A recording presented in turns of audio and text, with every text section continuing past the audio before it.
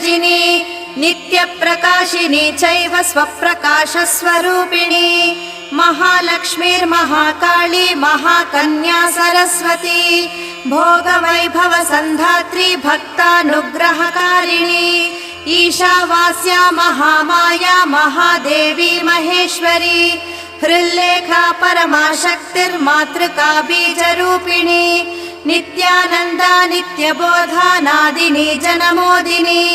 सत्यप्रत्ययिनी चैव स्वप्रकाशात्मरूपिणी त्रिपुरा भैरवी विद्या हंसा वागीश्वरी शिवा वाग्देवी च महारात्री कालरात्रिस्त्रिलोचना भद्रकाली कराळी च महाकाली तिलोत्तमा काली कराळवक्त्रान्त कामाक्षी कामदा शुभा चण्डिका चण्डरूपेशा चामुण्डा चक्रधारिणी त्रैलो